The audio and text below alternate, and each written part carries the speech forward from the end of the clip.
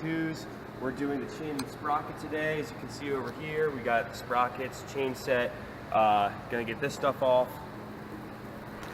We're gonna start with getting this panel off the front sprocket. And as you can also see, we have a crowbar wrapped in a towel already wedged in the wheel with the swing arm so that we can get the front sprocket off. That's torqued on there pretty hard up here. And the one thing is, a lot of people, they want to put their bike in. You can hit the brake, but sometimes it doesn't work that well if you're just using the brake. And also people want to put it in gear, and it's really bad. You can really mess stuff up doing that. So do not put it in gear, keep it in neutral. Do something like this, or have a buddy hit the brake. So we're going to start with just removing this panel up here.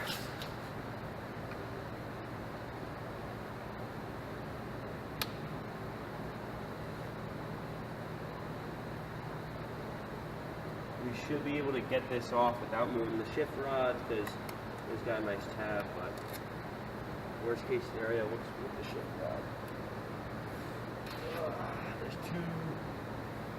two bolts, I believe, that hold this on. One on top, one on bottom.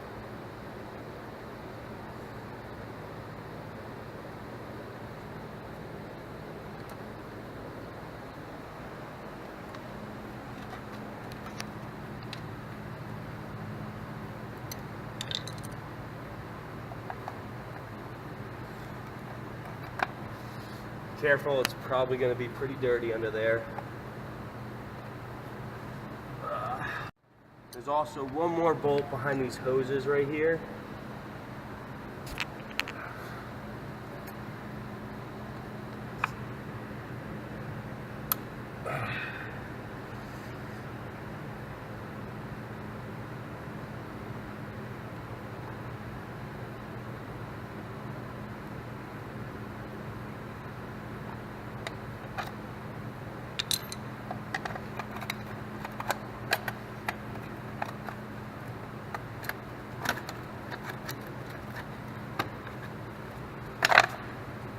So it came right off.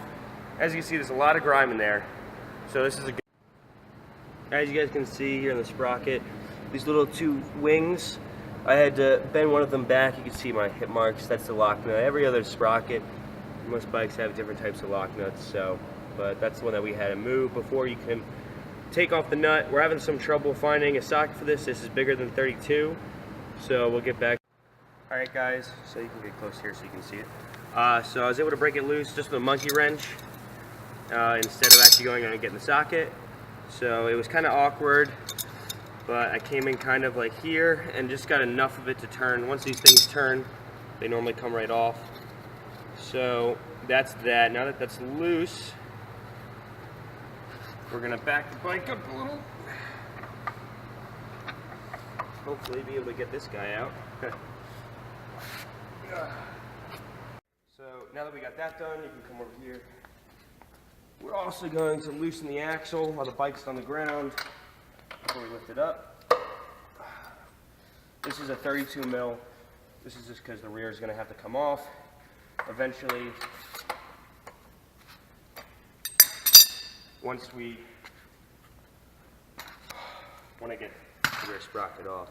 So we're going to lift this up again now that we broke the front sprocket loose.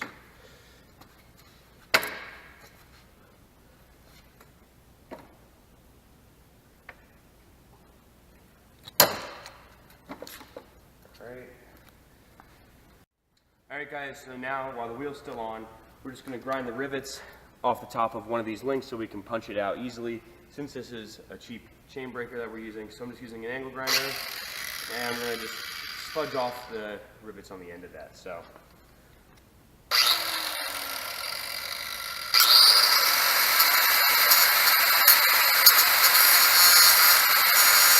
Alright guys, as you can see, I ground down one of them.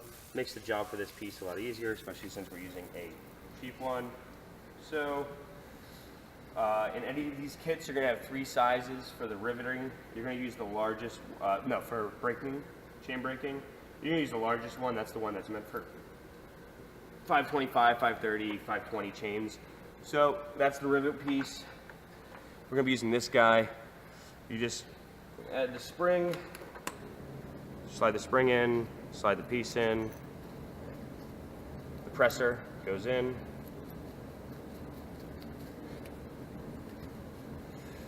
You're going to make it so that the presser is slightly outside of this.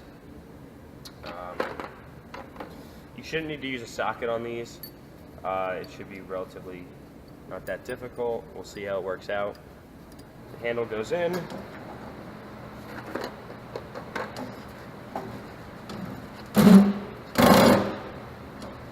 Then what we're going to do is, now you notice we have nothing on the back side. That's because it's supposed to push it through. We're going to line the back up and slowly lock this guy onto place, as you can see. Then we're going to use this, getting some pressure.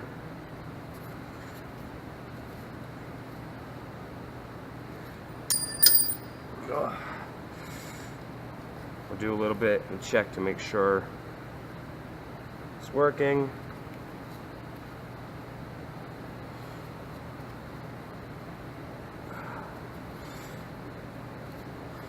It's getting a little bit easier, means it's pushing through, and eventually you'll find that it just gives.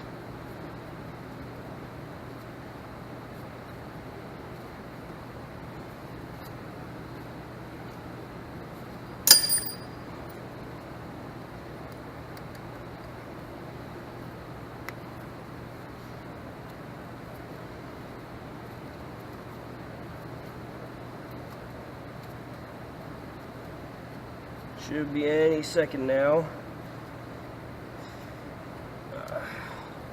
I might just use a socket for this next time, make it easier, but you don't have to.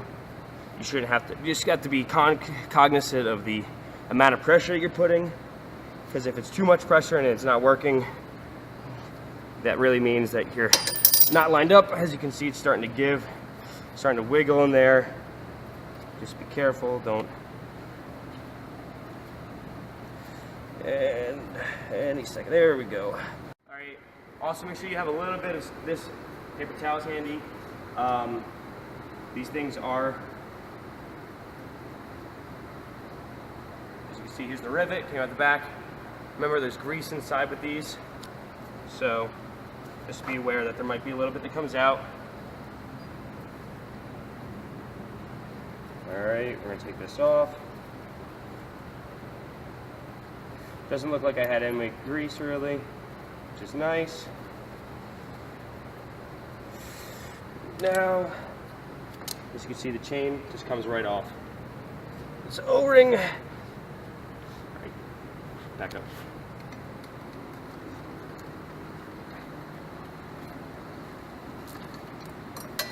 Chain just comes right off. As you can see, this chain's actually pretty healthy. There's not really any spurring in the links. And if you come down here, look at my sprocket, not too much hooking.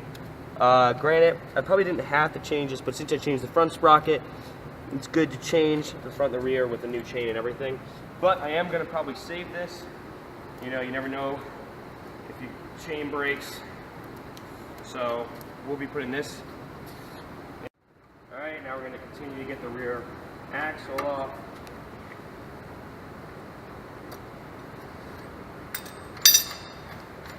Make sure,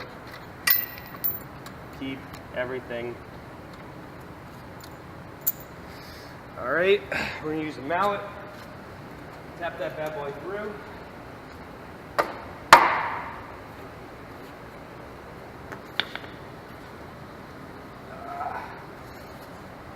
Axles are always annoying, especially when you have heavy tires.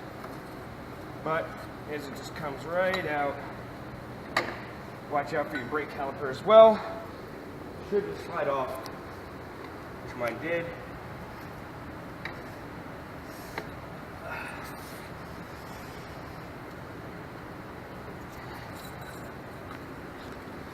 Make sure that the spacer goes back the way it was supposed to.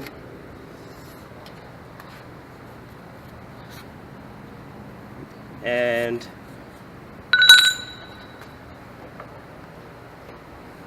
Watch out for your calipers. Bring the wheel out.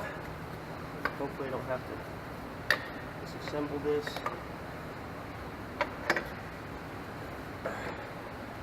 Voila.